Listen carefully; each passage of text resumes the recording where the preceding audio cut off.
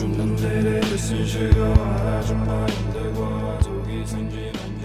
сайн байцгаана уу? Манай подкастын шинэ 7 хоногийн дугаар ороход бэлэн болсон байна. Тэгээ дөрөвт өдөр нь болгон бит хоёртай хамтдаа байдаг сонсогч нартаа бүгдээрэнд нь маш их баярлалаа. Тэгээ энэ удаад Дүлгөө миний би 1998 онд Англид гарсан нэгэн хэргийг ярихаар бэлдсэн байгаа. Тэгээ subscribe дараагүй сонсогч нар маань subscribe дараа сонсоорой. Тэгээд энэ хэргийн бас төгсгөл нэг богинохоо хэмжээний хөөрхөн түүх ярихаар бэлдсэн учраас төгсгөл хүртэл сонсоорой. Энэ удаагийн хэрэг бол их урт детальтай хэрэг биш ч гэсэндээ бас л нэлээд сурамжтай хэрэг санагдсан. Нөгөө л бидний айгүйх ярьдаг түгээмэл хэрэгүүдийн нэг болох токсик харилцааны хэрэг байгаа. За ингээд хэрэг ярьж эхлэе. За хэргийн гол хүн бол Линдси Уилсон гэх эмэгтэй. Тэрээр Английн Саутпорт хотод гэр бүлийнхэндээ амьдардаг. Түүний аавыг Уилсон, ээжийг нь Линда гэдэг ба 6 хүүхэдтэй айлын хамгийн бага охин. Линдсигийн хувьд их нийтэж сэргэлэн цаваа, өөртөө ихтэй, сэтгэл татам, маш хөөрхөн инээмсэглэлтэй эмэгтэй. 1995 онд 17 настай байхдаа хамгийн анхныхаа яг албаасны найз залуугаасаа жирэмсэн болдог. Тэгээ тэр хоёр хоорондоо ярилцаад хүүхдээ гаргахаар шийдээ шууд сүү тавьцгаасан. Гэвч 5 сартай жирэмсэн байх үедээ Линдси сүү залуугаасаа салахаар шийдсэн. Яг яасан тодорхойгүй ч гэсэндээ ямар ч л байсан цаашдын хамтдаа байх харилцаанд эргэлзэж эхлээд сүүгээ цуцлаад найз залуугаасаа бүр мөсөн салсан. Ингээд ганц бие ээж жирэмсэн тэрээр ганцаардаж бас яаж ганцаараа энэ бүгдийг давж гарна гэж их сэтгэлээр унаж хэцүү байх үед нь тун удалгүй нэг залуу түүний амьдралд гарч ирсэн. Тэр хүнийг Мичел Квай гэдэг өөрөөс нь 3 насаараа 20 настай эрэгтэй ба тэд анх танилцаад бүр шууд л нэгэндээ маш хүчтэй татагдаж анхны харцаар л бараг нэгэндээ дурлсан. Мичел гэдэг эрэгтэй бол анхаараа Линдсид бүр маш хүчтэй дурлсан. Уулзалтнаас хойш тэд өдөр болгон уулзаж эхэлж салж хагацгааргүй л хамтдаа байх болсон. Тэг бүр танилцаад 7 хоногийн дараа үерхэж эхлээд Мичел шууд Линдсид гэрлэх санал тавьж сүү тавиад танилцаад 5-7 хоногийн дараа хурмаа хийсэн. Мичлийн хувьд жирэмсэн Линдсид бүр үнэхээр халамжтай, байнга болцоонд авч явж цэцэг бэлгэлээж халамжлаа. Линдси бол бүр өөрийгөө ямар азар ийм сайхан сэтгэл татам мэдрэмжтэй, халамжтай залуутай танилцваа гэж бодож бүр үнэхээр жаргалтай байсан. Жирэмсний хүнд үедэд хамтдаа байж тусалж, хайрлаж байгаад нь баярлаж, Мичел ч ер нь хойд эцэг болохдоо бэлдэж тэр хоёр хоёулаа хөөрхөн хүүхдэн төрхийг тесэн ядан хүлээж цуцгаасан. Тэдний хурим 1995 оны 8 сарын 1-нд болоход Мичлийн гэрийнхнээс ол зөвхөн түүний дүү Эллиот ирсэн ба өөр ямар ч найз нөхөд гэхээр хүмүүс юусоо ирээгүй. Мичлийн гэрийнхний хувьд ээж аав нь байдаг хэсэг хамаатан садан угаасаа нэг ч хүн байгаагүй мүү? Эсвэл хоримд нь оролцоогүй Мичэлтэй холбоогүй байд юм уу? Энэ талаар мэдээлэл бол би олж чадаагүй. Тэгээ бас найз нөхөд юусоо байгаагүй. Ямар ч л байсан ганц дүүгээс нөр хинч ирээгүй. Линдси Мичел хоёрын баг цахилгаан цагж байгаа юм шиг ийм хурдан эхэлсэн дурлалтаа шатсан харилцаанд бүр хурмынх нь оройн л хамгийн анхны хэрүүл нь бол нэлээд ширүүн маргалтаж эхэлсэн. Линдсигийн гэрийнхний хувьд бол гинтл охин нь хүүхдийн эцгийг салаад удалгүй шууд л өөр нэг эрэгтэйтэй танилцаад ийм хурдан хугацаанд хурмаа хийсэнд нь бол нэлээд гайхажсэн. Тэг Мичлийг харахад бол үнэхээр ээлтэй охинд нь халамжтай найрсаг айтайхан залуу харагдсан ч гэсэндээ нэг л тийм ээж авд нэвүү онцгүй залуу мэт мэдрэмж төрж исэн. Гэхдээ охиноо бол ямар жаргалтай байгааг нь хараад бас төрөх гээд сэтгэл санаа нэмзэг байгаа болохоор нэг зүйл хэлээгүй. Түүний шийдрийг бол эсэргүүцээгүй. Ингээд хурмаа хийсээсээ 6-7 хоногийн дараа Линдси төрж охиндоо Робин гэх нэр өгсөн. За үүний дараагаар бол нөгөө жаргалтай романтик төгс мэт байсан харилцаа нь бол хүүхдэн төрсний дараа бүр маш ихээр өөрчлөгдөж эхэлж Мичел бүр үнэн төрхөө таниулж эхэлсэн.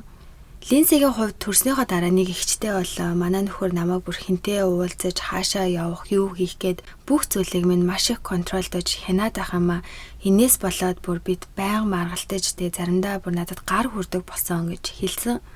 Нөхөр нь бол ихнэрээ найз нөхөд битгий хэл гэр бүлийнхэндээ уулзах маш дургүй зөвхөн өөртөөгөө л байлгаж нэг бол гэртэл хүүхдээ хараад сууж байгээд байдаг. Тэгснээ өөрөө болохоор гадуур нэлээд хинж сэлгүүцэж бүр ихнэрээ араар нь тавьж явдаг. Ингээд ер нь л гэрэлтэн баг багаар хэрүүл маргаан нь хүчрхээлэлтэй болж байнгын маргаантай уур амьсгал их эвгүй болж идэгсэн болохоор охин нь төрснөөс жилийн дараа Линдси нөхрөөсөө жирэмсэн болоод нөхөртөө хэлэхгүйгээр нууцаар үр өндүүлсэн. Гэвч удалгүй үнийг энэ Мичел мэдээд бүр галзууртлаа уурлаад Линдсиг зодож дараа нь хамаг юм аваад гэрээсээ яваад өчтөг. Гэхдээ энэ бол анхны удаа байгаагүй. Ер нь тэд хэрэлдэж муудалцахаар л Мичел хувцас аваад гэрээсээ яваад өчтөг. Тэгэл ерөн гадуур янз янзын эмэгтэйчүүдтэй уулзаж унтаж хөвтөж байгаа л удахгүй эргээл линзэдээ эвлэрээл хүрээд ирчдэг. Бүр 4 сарын дотор гэхэд 7 удаа мижил худлаа хэрүүл гарангууд л ихнэрээ зодчвол гэрээсээ яваад гадуур тэнцэж явж байгаа л ирдэг нэг иймэрхүү. Үүнийг ч бараг линзээ мэддэг болчихсон бүр хотын төв рүү ороод дэлгүүр хошоо орохдол бараг нөхрийнхөө унтаж хөвцөн эмэгтэйчүүдтэй үргэлж таардаг гэж өөрөө хэлсэн байдаг. Ингээд өөрт нь хэллгүйгээр хүүхдээ ахуусанд нь ууралсан мижил гэрээсээ яваа 5 сар өнгөрсөн ба тэр оронд нь л линзээ хүүхдээ харж гэртээ суухдаа их ганцаарцсан бас дээрээс нь нөхрөө бүрсвэлдээ санаж эхэлсэн. Мэдээж бидний сонсох өнцгөөс бол өөрийг нь зодоод хуураад яваад идэг нөхрөө юунд нь сандин болоо гэж бодогдохоор байвч өдөө. Линзэгийн хувьд бол нөхөр нь маш их контролондоо байлгатай ер нь тархийг угаадаг, урхиндаа оруулдаг, мэдлэлдээ оруулчихсан үргэлжил яах ихийг одоо зааж өгдөг. Мөн хэдий одоо маш хэрэлддэг ч гэсэндээ хэрүүлгүй байх үедээ бол нөхөр нь маш сайхан харилцаатай бөөцөлөө үгийн сайхныг хийлж хайртай дуртай гэж өөртөө маш их татдаг. Гой харьцаатай үедээ бол хамгийн л гой мэдрэмжийг өгдөг. Тиймээс яг тэр нөгөө сайхан үеийн айгуух бодогдоод линзээ нөхрөөс нь над эргээд нөхөртөөгөө холбогдож санаж байгаагаа хэлээд мижил эргээд гэртээ ирж буцаад нийлсэн. Мижил хүүхдээ ахуусанд нь бол айгуух гомдсон. Линзээ ч одоо буруу зүйл хийсэн гэдгээ энэ бол хүлээж өөрийгөө зэмлээд хоёлаа одоо бол хүүхдтэй болъё гэж хэлээ. Тэд ч удалгүй хүүхдтэй болсон. За ийхүү жирэмсэн болоо 4 сартай багт нь линзээ гадуур явж байгаад орой гэртээ ирсэн байл та. Тэгсэн чинь мижил одоо ажилласаа болоод юм уу юунаас болоод юм мэдхгүй ямар ч лээсэн бүр галзууртлаа уурлаад гэрийнхаа хамаг хагалж болох бараг бүх зүйлсийг хамаг эд тогшлоо эвдэлж сүйтгэлж хагалахыг хагалж гიშгийг цонхнуудаа хүртэл хагалаад зурагт гээл бүр дээрээс нь гадаа байсан машиныхаа бүх цонхнуудыг нь хагалчихсан. Бүрэн бараг гэрт нэгэ бөмбөг дэлбэлцсэн юм шиг болгочихсон. Тэг бараг линзээ тухайн үед бол гэртээ байсан бол бүр хоморгонд нь өртөж зодуулахар хэмжээний тийм амар ууралч юмнуудаа сүйтгэсэн. Тэг энэ байшингаа түрээсэлдэг байсан болохоор түрээслэгч нь байшингаа ийм болгосныг мэдээд тэр хоёрыг амьдарч исэн байрнаас нь бол хөөсөн. 1997 оны 10 сард бол тэдний хүү Жак нь төрсөн. Тэгээ хүүхдээ төрснөөс хойш угаасаа линзээ бол маш сайн ээж, хоёр хүүхдүүдтэй бол маш сайн халамжтай, бүхнээ зориулдаг тийм ээж. Тэгээ нөхөртөөгөө харилцаа нь бол огтхон ч ерөөсөө цаг өнгөрөхөд дээрдэхгүй хэрүүл маргаан нь улам л ихсээд байнгын л гар хүрдэг бүр хүрэхтэй мижил үргэлжлэл ер нь чамайг алчиж чадсан шүүгээл сүрдүүлдэг. Тэгээ ширүүн маргалтгаараа л нөө мижил чи явдгаараа одоо гэрээсээ яваад тэгээ нэг удаагийн хэрүүл дээр бол тэр хоёр бүр нилээн маргалтаад мижил гэрээсээ яваад линзээ болохоро түүнээс салмаар байна гэд явсаа угаар нь Safety Women's Aid гэдэг гэр бүлийн хүчирхийлэлд өртсөн эмэгтэйчүүд хүүхдүүдэд тусалдаг байгууллагт хандаад тусламж гуйж нөхөртөө мэдтгүйгээр шинэ газар руу нүүж амьдарч эхэлсэн.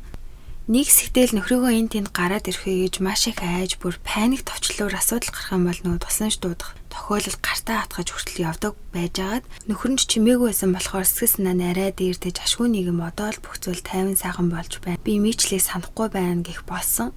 Тэгээ энэ үеэрээ тэрээр бас өдрийн тэмдэглэл хөтэлдэг байсан мэлээ. Тэрэн дээрээ бичгтээ хоёр хүүхдүүдтэй хандаж яагаад ээж аав хоёр нь салсан, ээж нь ямар их хүчирхээлэлд өртөж гэрлэлтэд аварж үлдэх гэж хичээсэн гээд ер нь юу басан талаараа бичиж ааваас нь яагаад салж байгаа талаараа бичиж үлдээгээд энэ тэмдэглэлээ хүүхдүүдэд зориулсан гэж бичээд тэрэндээ хандаад та нар миний юу туусныг хизээж буй тулаасаа гэж найдаж байна.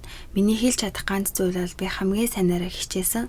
Та нарыгаа ер нь төрсэн цагаас хойш миний ганц хийж ирсээр байсан зүйл минь та нартай ямар хайртайг минь мэдээсэй гэж хичээсээр ирсэн гэж бичиж үлдээсэн байдаг. За нууц газрын хүү одоо хоёр хүүхдүүдтэйгээ 50 амьдарч байхад нь бол мижил хүүгийнхаа төрсөн өдрөөр яаж иж агаад одоо тэдний хаа байгааг нь олох гэж нэлээд хичээсэн. Линзэгийн гэрийнхнээс байнга очиж одоо тэдний хаа байгааг яаж холбоо барихыг асуусаар ямар нэг байдлаар одоо арга болоод линзэтэй холбогдоод хүүгийнхаа төрсөн өдөр бол ганцхан уулзъя гэж хэлсэн. Үүнээсээ хойш ер нь бас л нөгөө уучлалт ирсэн уран цэцэн үгээрээ бөмбөгдөж хайртайгаа гайхаж ер нь дахиж зовоохгүй, зодохгүй, хуурахгүй гэж амсаар байгаад линзэгийн сэтгэлийг эргүүлж тэд эргээд буцаад нийлсэн. Линзэгийн хувьд нөхөртөөгөө үргэлж салж нийлдэг гэдгийг гэр бүлийнх нь мэддэг. Гэхдээ бүр айд зодуулдаг, хилүүлдэг одоо бүх нарийн деталээ бол нэг хилдэггүйсэн ер нь хүмүүсээс ичээ санаа зовоод. Тиймээс гэрийнх нь бодохдоо бол ямар ч л байсан угаасаа нөхөрт нь дургу үргэлжлэл муудалцдаг, зовоодоо гэдгийг мэддэг. Тэгэл тэднийг салах болгонд нь бол ашгүй дээ гэж бодоод аль болох линзэд уг нь туслах гэж оролддог. Линзэж хүүхдүүдтэйгээ өөр газар нууцаар амьдарч байхад нь бүгд л дэмжиж ингээд бүр мөсө холбоогоо талсан дээр гээл дэмжижсэн боловч эргээд нийлснэнд бүгдээрээ л одоо бүр энэ тал дээр горилго тасарч цөхрөнгөө барсан. Энэ хоёр ингээл байнгын салж нийлээд байдаг тэр болгонд нь л аль болох бүр мөсөн болиулах гэж байдгаараа хичээсэн ч эргээл нийлждэг байсан болохоор сүүлдээ бүр нэг тоохооч болчихдог. Ялангуяа энэ удаад бүр тусламжийн байгууллагад хандан байж ашгүй нийгэм саллаа гэсэн ч нийлсэн болохоор дургуун хүрцгээж угаасаа бүр сүүлдээ Мичелд тэд бүр ясны дургу. Тэг Мичел чихнэрийнхаа гэрийнхнийг бол үцгээ болтлоо. Тим тал талдаа дургу болцоочгсон. Тэгэл их нэртэй хойлол ер нь болж байгаа юм бол бусны яах их нь ямар амаатай юм бэ гэж үргэлж хэлдэг. Тэгэл гар хүрснийхаа дараа нөгөө л бэлэсэлтэй барьжгүйгээ сайхан үгсээ хэлсээр байдаг. За ингээд эргэж бүр мөсөө нийлээд Линсэж түүний өгөнд нь итгэж одоо л бүх зүйл дээрдэж тэр дахиад ер нь тэгж уурлахгүй гар өрөхгүй сайхан харьцаатай байх болно гэж бодсон. Ингээс нийлээд 2-7 хоногийн дараа нь Линсэ бол нэг эгчтэй гадуур сууж асан. Эгчтэй хэлэхдээ Мичелтэй эргээд нээсэн настаа алдаа байсан гэрээсээ дахиж явуулмаар байна гэж яриад тэгч нь гэрт нь хүргэж өгсөн байна л та. Тэгэхэд манайх руу орж хамтдаа хоёлоо кофе ууя гэсээр хагаад орсон. Тэгч нь бол эхэндээ бол айгу дургу байсан. Яа тэгэхээр нөхөрт нь айгу дургу болохоор гэрлүүнж орохыг хүсээгүй. Гэхдээ одоо Линсигийн гуйлтаар бол гэрлүүн орсон чинь Мичел том өрөөнийхөө диван дээр пиу ууцсан суужснаа. Тэр хоёрыг орж ирснээс хойш бүр хичрүүн тасралтгүй амар муухай зэвүүн харж ширтээ суугаадсан. Их чинь бүр сүлд хэлэхдээ бол хэрвээ хүнийг харцаараа алж болдог бол бараг тэр намайг аль хэдийн алчхаар тийм муухай харж исэн гэж хэлсэн. Ингээд их чинь гэрлүүгээ харах болоод гарахт нь Линсэ ихчээ гаргаж өгтөө гарт нь сэмэрхэн захаа өгсөн ба тэрэн дээрээ гуйж надад туслаач намайг эндээс гаргаад өгөөч гэж бичсэн. Тэг гэртээ очиод захааг нь уншичаад ээжтэй ямар ч гэсэн хэлээд тухайн үед бол тэд нар бодготоо нөгөө л хэрэлдгээрээ салж нийлдгээрээ л ингэж энэ даа гэж бодоод тэнийг тийм юусоо ямар ч арга хэмжээ аваагүй өнгөрөөчихсөн. Ингэж 10 сард уулзчаад үүнээс хойш 12 сар болж баяр болоход бэлдэж Линсэгийн хувьд бол хэдий гэр бүл нь одоо хэрүүл урвал зодооноор дүүрэн байсан ч гэсэндээ ядаж 2 хүүхдүүдтэй зориулаад гэр орноо чимэлээж бэлэсэлтэй бэлдээд баярын үеэр бол хүүхдүүдээ одоо жаргалтай байлгая гэж бодсон. Тэгээ 12 сарын 11-нд Линсэ гэрлүүг очиж бүх гэрийнхэнтэйгээ хамтдаа нэг өдрийг өнгөрүүлээд хоол унд идчихэд ээж нь түүнийг гэрлүүнд буулгаж өгсөн. Тэгээ тухайн үед бол Линсэг ажиллахад бол айгүй айтаахан 50 байгаа харагдсан болохоор ашгүйдэ гэж бодоод бүгдээрээ санаа намарцгаасан. Ингэж гэрийнхэнтэйгээ уулзчаад үүнээсээ хойш 1998 оны 12 сарын 14-нд буюу 3 хоногийн дараа Линсэ шуудан орчоод гараа явснаас хойш түүнийг хинч олж хараагүй. 100 сарын өмнөх өдөр буюу 12 сарын 24-нд Линсэгийн ээж нь Зэнэртэй бол бэлэг өгөхөөр хөнлөөгөө залхсан боловч юусоо уцаа авдаггүй. Эргүүлж залахгүй болохоор гайхаа байж атлал яг тэр өдөр Мичел тэдний гэрийн хаалгыг тогссон. Онгойлгосон чинь гадаа нэлээ хүүтэн байхад Мичел 2 хүүхдэд тэрэн дээр тавьчихсан өөрөө даан подологтой тэгээд тавчтайгаа зогсож исэн. Ээж нь Линсэтэй би өнөөдөр ч өөрөөсөө холбогдохгүй чадсангүй хаанаа юм бэ гэхэд бол бит хоёр өнөөдөр муудалцаад утсан нэвтэрчихсэн тэгээд одоо гэртээ байгаа найзтайгаа гадуур сууна гэж ярьжсэн гэж хэлдэг. За ингэж ямар ч гэсэн 12 сарын 24-нд эднийд хурж ирчээд явснаас хойш бол зуусаар шинжилгээд аль алинаар нь Линсэ гэрийнхэнд холбогдоогүй. Гэвч бол бүгдээрээ л түүнд ямар нэгэн зүйл болжээ гэж юусоо бодоогүй. Тэг бүр он гараад 1999 оны 2 сарын 5-нд Линсэ өмнө нь гэр бүлийн өвчхэл эдрэгж дууддаг. Түүнийг ойр орхон эргэж ирж уулздаг нөгөө нийгмийн ажилтнаа Линсэтэй ерөөсөө холбогдох гэж уулзах гэж ерөөс чадахгүй болохоор хэдэн 7 хоног оролдоод сүлдээ санаа зовоод цадаад түүний сургуу алга болсон гэж мэдгдсэн. Тэгэхээр 21 настай 2 хүүхдийн ээж Линсэг бол хамгийн сүүлд харагснаас нь хойш бүр 53 өдрийн дараа ийхүү гэр бүлийнхэн нь биш, нөхөр нь биш, нийгмийн ажилтнанд цагдаад мэдгцэж нэг юм хайж эхэлсэн байна. Цагдаа нар бол мэдээж ийм олон хоногийн өмнө алга болсон байх магадлалтай байсан болохоор шууд л шуурхай хайлтыг эхлүүлж хамгийн түрүүнд мэдээж нөхрөөс нь юу болсон талаар асуугаад Мичел манай эхнэр алга болоогүй зүгээр байгаахаа тэр 12 сарын 24 100 сарын өмнөх орой гадуур гарч ууд сулаа гэж гараад маргааш өглөөнийх нь 7 цагт гэртээ ирээд нэлээд уудсан шаардсан байдалтай орж ирсэн. Тэгээд усанд орж явах унтжгаад хамаг хувцас сунраа бэлдээд гэрээсээ хинт ч юу ч хэлэхгүй яваад өгчихсөн. Хүүхдүүдтэй хүртэл юу ч хэлээгүй яваад өгсөн. Тэгээд ингэж явсаас нь хойш би түүнийг хэд удаа харсан. Нэг өдөр Мерседес одоо бенз машины цорчигчийн суудал суудсан явж байхад нь харсан. Бас нэг удаа хүнсний дэлгүүрт хүнсээ цуглуулаа явж байхад нь харсан. Тэр зүгээр өөр газар амьдрахаар явчихсан баха гэж хариулдаг. Мичл би яг энд явж байхад нь харсан гих газраа одоо нэгнгүү очиж харуулсан жиг түүнээс өөр тэр хавийн хүмүүс тал хинч Линдсийг хараагүй байдаг. Линдсийн гэр бүлийнхнээс нь асуухад бол хамгийн сүүлд Линдси 12 сарын 11-нд ирж уулзчаад явсан. Тэгээ ер нь нөхөртөөгөө салж нийлээд ялангуяа хамгийн сүүлд нийлсэн үед нь гэрэх нэлээд дургу байсан учраас ихэдээ бүр байнга Линдситэй уулзгаа болсон. Линдси ч гэсэн угаасаа нөхөр нь гэр бүл найз нөхдөд нь уулзах айгу дургу тусгаалаад байдаг гэсэн болохоор гэр бүлийнхэнтэйгээ бүр тийм амар ойр байхаа болчихсон. Тийм болохоор Линдси зүгээр байгаа бахаал гэж бүгдээрээ бодцгоосон гэдэг. Харин нөхрийнх нь хэлсийг сонсоод бол бүгдээрээ ерөөсөө тэр худлаа ярьж байгаа хаа гэж итгээгүйгээр барах уу. Линдсигийн ээж аав бол шууд л тэр охинд минь муу зүйл хийсэн хүн бол бараг нөхөр нь хаал гэж итгэцгээжсэн. Цагдаа нарын хувьд бол бас л нөхөрт нь итгээгүй. Ер нь Линдси 3 настай охин 18 сартай хүү хоёроо шууд хаяад явна гэж одоо яагаад ч байхгүй. Ойр дотны бүхэл хүмүүс дээрээс нь бүр хөшөөд нөхөртэй Линдси бүр хүүхдүүдтэй үнэхээр хайртай байсан. Яагаад ч орхиод явах юм бишээ гэж байсан болохоор цагдаа нарч түүнд одоо ямар нэг зүйл тохиолдсон байх л гэж бодсон. Ялангуяа нөхөр нь сэжигтэй санагдсан. Гэвч Мичл ямар нэг зүйл хийсэн гэх ямар ч нотлохой байгаагүй. Дээрээс нь Линдсиг газар сайгүй хайж зарлын хуудас нааж харсан хүмүүсээс мэдтгийг хүссэн боловч бүхэл бүтэн 18 сар өнгөрсөн ч юу ч болтоогүй. За энэ жил хагасын хугацаанд нөхөр Мичл нь бол бүр гэртээ өчнөө сэтгүүлч нарыг дуудаад ярилцлага өгж баримтат кино хийлгэх, кино багийнхныг араасаа одоо өдөр тутмын амьдралыг бичиж дагаж явахыг хүртэл зөвшөөрсөн. Ярилцлагаараа Линдси намаа хүүхдүүдээ биднийг бүр зүгээр л хаяад явчихсан. Тэр хаа нэгтээ зүгээр амьдарч байгаа. Би түүнд юу ч хийгээгүй. Би бол 2 хүүхдээ өсгөх гэж яваа ядарсан. Их нэртэй хаягдсан аа байна гэж өөрөө хэлж ойлгуулаад.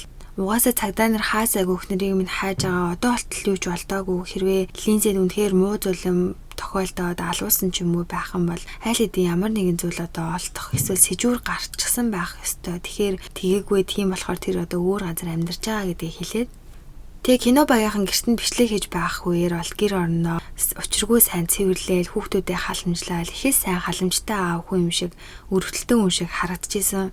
Тэгээ хэдий би буруугүй гэж хэлээд байсан жихнэрийнх нь гэрийнхэн бол бүр шал эсрэг байр суурьтай. Хэвлэлийнхэнд ч хүргнээс сэжиглэж байгаа тэр ойл охинд нь ямар нэг зүйл хийсэн бахаа гэж бүр нээлттэй хэлжсэн. Дээрээс нь аав нь охиныхоо сургуу алаа болсон гэсэн тийм нөө зарлын хуудсыг нь гадуур хаасаагүй нааснаас гадна Мичлийн гэрийн урд талын шон дээр нь албаар наасан. Тэг хэлэхдээ хэрвээ хүн ямар нэг зүйл одоо тухайн хүнд хийсэн байх юм бол өдөр бүр зургийг ядчил хараад хийсэн хэрэгтэй гимшиж сэтгэс нааны өгөөдөж үннээ хэлж магадгүй гэж хэлсэн байдаг. Харин энэ хэлж байгааг сонсоод Мичл бол энийг ярьсхандаа хэлэхдээ би буруугүй байхад намайг одоо тэгж бодоод байна. Гэтэ нэг л өдөр тэр манай гэрийн гадаа ирээд надаас уучлал гуйх болно гэж хэлсэн байхгүй хадам аавгаа. За ингээд гигийн цайлган тариалж одоо ярьслаа өгч байснаас сүлдээ бүр нөгөө ийм олон нийтийн хараанд өртөөж хэвлэлийнхэнтэй байнгын харилцаж өөрөөхөө нь ярьслаа нийтлэл битүү гарч байгаад бол Мичл өөрөө аягүй дуртай байсан. Тэгээ ярилцлагууд дээрээ бол байдгаараа хөхөрч инээгээл нэг бол мишээгээл жуумал зал олон нийтээр болоод энэ хэр дээр ажиллаж байсан ахлах мөрдөгчөөр хүртэл тохуурхаж байсан. Эхнэр нь яасны мэдгэдэггүй энэ нэрээ өдөр шөнөгүй мөрдөж одоо хөөрхийн эмэгтэйг алаад газар булцсан юм билүүгээд одоо бүр цагдаа нар бол бүр өчнөө газар хайгуул хийж ухаж шаргуу ажиллаж байхад Мичл бол бүр яг тухайн эргийн яг ахлах мөрдөгч рүү баяраар таны буур лусан зориуллаад энийг өгч байна гингүүтээ нэг тийм өсний будаг тэг бүр өөрөөх нь өсний өнгөнөөс нэлээд өөр тийм өнгийн будгийг хүртэл явуулж дог тохуу хийжсэнийг хэлсэн байдаг. Өөр нэг ярьслахаараа хэлэхдээ цагдаа нар миний бэлгийн харилцаанд орж байсан эмэгтэйчүүдээс бүр мэдүүлэг аваад лээ. Би тэднэрт юу ярих вэ гээл бүр мишээгээл. Тэг угаасаа Линдсигийн хэргийн цорын ганц хичтэн бол Мичл байсан болохоор хэрлийнхэн түнээс та үнэхээр эхнэрээ алсан уу гэхээр би яалагаар тийм хийхгүй. Би хизээш тийм юм хийж чадхаар хүн биш. Намайг гүтгэж гин, намайг алуурчин гэж хэлж байгаа хүмүүс бүгдээрээ надаас уучлал гуйх ёстой. Би гим зэмгүй хүн гэж хариулаад сүүлдээ энэ удаан хугацааны туушаалаа эхлээд хүмүүс бол бодохдоо тэр үнэхээр одоо буруугүй юм шиг байна гэд өмөрчснаа сүүлдээ угаасаа л одоо телевизийн өмнө байгаа байдал нь инээж мишээсэн байдалтай түүнийг хараад хүмүүс болоод хэллийнхэн ч гэсэндээ түүний их нэртэй ямар нэг муу зүйл хийсэн байхаа гэж бодож ярьж эхлэхэд бол Мичл өөрийнхөө үйлдэл үгэндээ ороодод өөрийгөө бүр илүү мөөлж эхэлсэн. 2000 оны 2 сард Мичлийг Линдсиг алга болсноос хойш тэтгэмжийн мөнгөнийх нь чекэн дээр нь гарын үсгийн хуурамчаар яг дуурайлгаж зураад мөнгөний аваад исэн болохыг цагдаа нар олж мэдээд энэ хэрэгээр нь зайллан бас дээрэс нь хүн амны хэргийн сэжигтэн мөн бусдад гэмтэл бэртэл учруулсан гэх хэрэгүүдээр баривчилсан. Тэгээ угаасаа тэтгэмжийн мөнгөний авсан заллингийн эрэгтэй бол өөрөө буруугаа шууд хүлээсэн. Харин эхнэрийнхээ хэрэг дээр бол ерөөсөө л би огт буруугүй гэж хэлээд үүнийхээ эсрэг болохоор цагдаа нар бол ямар ч одоо баримт нотлохоо байгаагүй учраас юу ч хийж чадхааргүй. Тиймээс заллингийнх нь хэрэгт нь албатан одоо олон нийтийн ажил хийлгүүлэхээр болсон. Үүнийхээ дараа ярилцлаганд баримтат кино гэж байх үеэрээ хэлэхдээ би ийм ажил хийх хэрэгтэй болсон. Дээрээс нь Линси намайг хүүхдүүдтэй минь орхиж явсан гэд миний уур урж ин. Хэрвээ тэр галж шатчих юм бол би түүний бие дээр бүр бие засахчгүй гэж бүр амар хэлсэн байдаг. Тэгснээс өөрөө дурандаа баахан хөвлөхийн одоо ярьслага өгж одоо энэ урт хугацаанд явчаад эргээд хүмүүс түүнийг бол сэжигтэн гэж яриад ах үед бол намайг хэллийнхэн харлуулж гүтгээд байна. Би ингэж нэр хүндээ алдаж гүтгүүлснийхаа төлөө нөхөн төлбөр авах хэрэгтэй гэж бодож ийн гэж бараг гомдлоо лсэн. Хайлт үргэлжилсээр цагдаагийнхаа зөвхрөнгөө баран хайлтыг ол удаан явуулж исэн учраас юу ч олдоогүй тул хайлтыг зогсооё гэсэн боловч Линсигийн аав бол бүр охины минь хайлтыг битгий зогсоогооч гэж эцэг хүртэл зогсоогоогүй. Тэг өөрөө ч газар сайгүй хаасан хിവэр байсан. Тэгээ цагдаа нар Линсиг бол 1998 оны 12 сарын 15-нд юм уу тэрнээс хэдхэн хоногийн өмнө алуулсан баха гэж юу нь таамагласан. Тэгээ угаасаа Мичлиг буруутай гэж бүгд л бат итгэжсэн болохоор түүнийг хилцээр авчираад энэ удаад бол бүр нарийн хатуу байцааж эхэлсэн. 36 цагийн турш тасралтгүй байцсан ба Мичл ямар ч асуултанд хариулахгүй no comment гэж хариулаад байсан ч гэсэндээ мөрдөгчөд бол сүултээ угаасаа түүний буруутай гэж бүр үзээд Альбесор эхнэрийнхээ нүхэлд буруутай гэж түүнийг баривчилсан. Удалгүй олон цаг нойр холгүй байцаалтанд ороо сүултээ тэсгээ байгаад угаасаа түүнийг эхнэрийгээ алсан гэж Альбесор баривчилсан учраас үннийг хэлэхээр шийдээд 2000 оны 6 сарын 8-нд бүх үннээ ярьж эхэлсэн. Тэрээр хэлэхдээ 1998 оны 10 сарын 16-нд Линси надад хэлэхгүй уцаар гэр бүл салтын өмгөөлөгчтэй цаг авчихсан надаас салах гээд бичиг баримтаа хөөцөлтөд явж исэн. Хүүхдүүдтэй минь хүртэл уулзуулахаа болиулахаар байсан болохоор би галзууртлаа уурсан. Тэгээд гэртээ 2 хүүхэд байшинд байхад өөр өрөөнд эхнэрээ зодож 20 минут хоолыг нь боож хөнөөсөн. Дараа нь биеийг нь ундлахын өрөөнийхөө орон дээр тавиад цогцонд нь өвчтэй үнэр гарахаас нь сэргийлээд нөгөө рүүлөө орохоос сэргийлээд удалгынхаа өрөөнийхөө хаалганы доор идэх жоохон завсарт нь алчуур тавьж бүгэлсэн. Дараа нь бодож байгаа дүү Эллитэй дуудахаар шийдсэн. Дүү нь бол махнадлагч байсан. Тэгээ дуудаад бүх зүйлээ хэлээд тэд хамтдаа Линсигийн цогцыг угаалгын өрөөлөө оруулж мөчлөөд биеийн хэсгүүдийг нь хотоор эн тэнд салгаж одоо нууж хайсан гэдэг.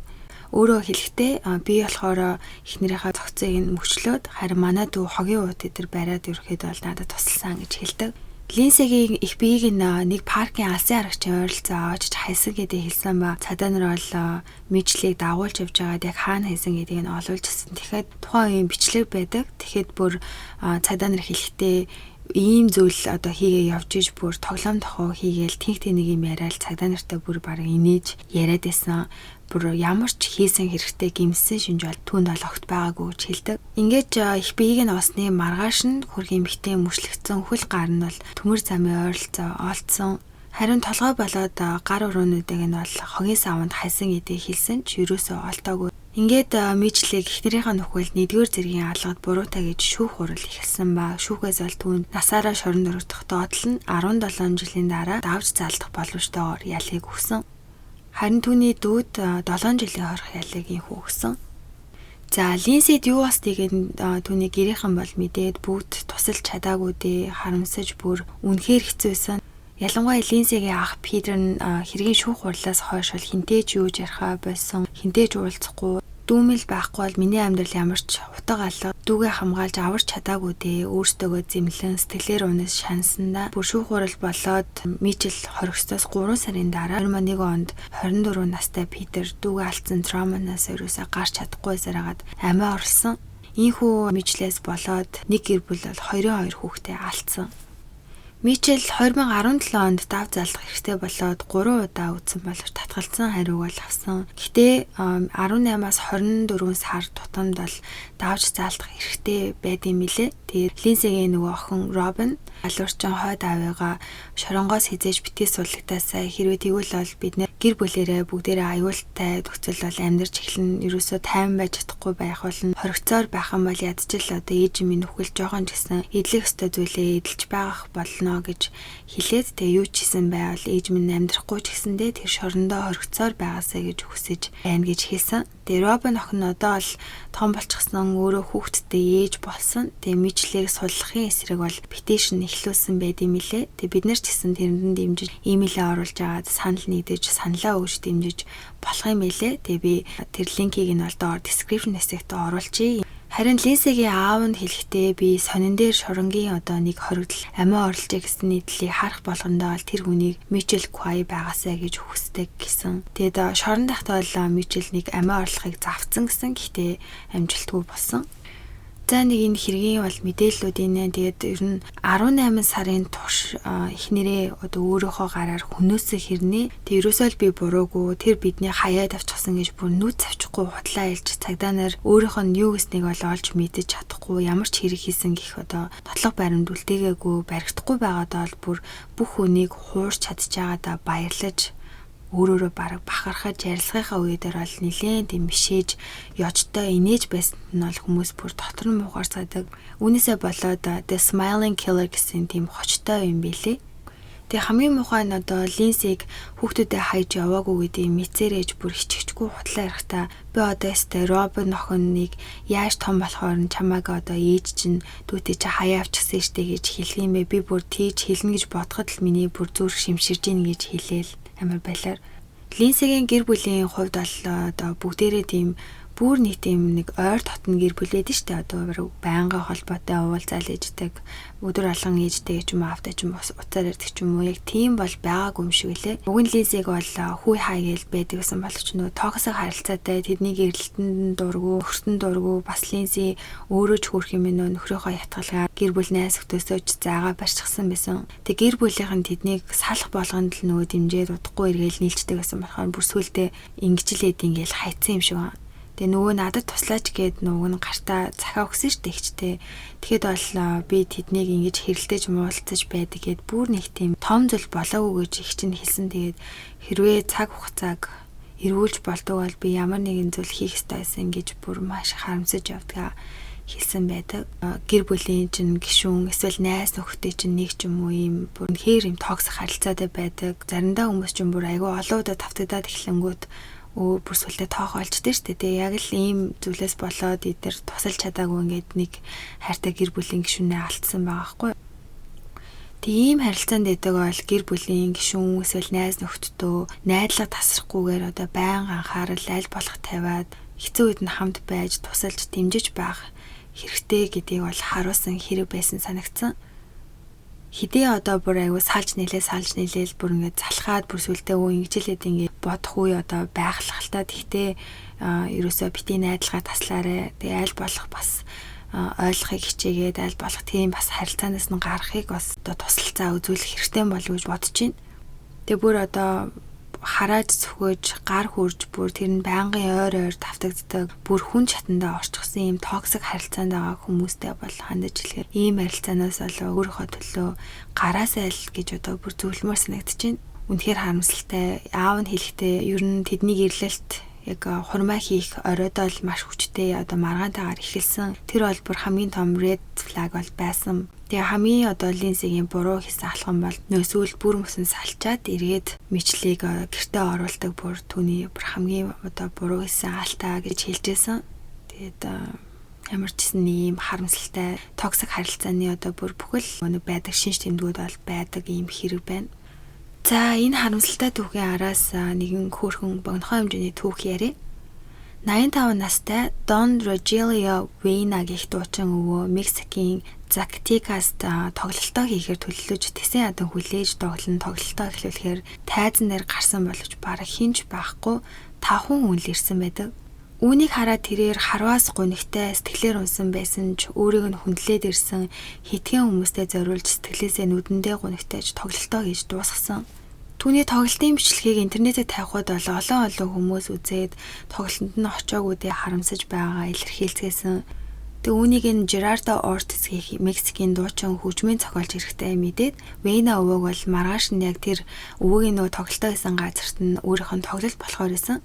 Тэгээд тэр тоглолтынхоо эхлэлийг одоо нээлтийг хийж дуулаад өгөөч гэж урьхад бол өвөө зөвшөөрсөн. Ингээд 2 дахь өдрийн тоглолтоор өвөөг тайзан дээр гарч ирэхэд бол тоглолтын талбай бүр хэдэн зуун хүнтэй битүү байгааг хараад нүдэндээ ч итгэхгүй ихээр баярлаад өчигдөрхөн би үзэгчдийн талбайгаар хөндлөн гав ганцаархнаа алхсан. Тэгтэл өнөөдөр ийм дүүрэн халуун дулаан тайз намайг хөтөж авлаа. Миний хүсэж байснаас ч илүү сайхан байна.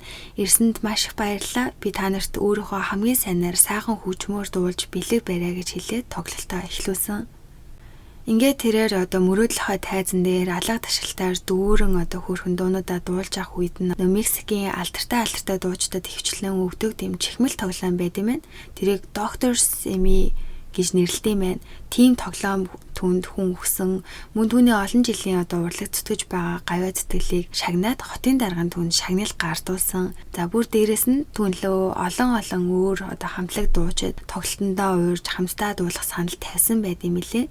Үгээр өвөө одоо бүр хэдий эхний өдрөө үнэхээр ингээд үрдмөр ингээд царайнаас нь харцнаас нь бүр хоолойноос нь хүртэл гунигтай байгаа нь ингээд мэдэгдэжсэн гэжсэн. Тэгээд яг 2 дахь өдрийнхөө тоглолтын дээр бол бүр шаал өөр үнэхээр баяртай амар сэтгэл хангалуун. Тэгээд хүрэлцэн ирсэн хүн болгондоо баярлаа гэд өөрийг нь бас уурж тоглолтондоо дуулсан дуучин эрэхтэйд бол маш их баярлаж талархаж байгаагаа хэлсэн нэг юм хөөрхөн Ахмад дуучныг сайхан баярлуулж хүсэл мөрөөдлийн биелүүлэхэд тусалсан хөөрхөн түүхэлээ. За тэгээд энэ 7 хоногийн дугаар маань үгээр өндөрлж чинь. Тэгээд дараа 7 хоногийн гэрлэгийн дугаартай бүгдээрээ эргээд уулзцгаая. Тэгээд түр баяртай.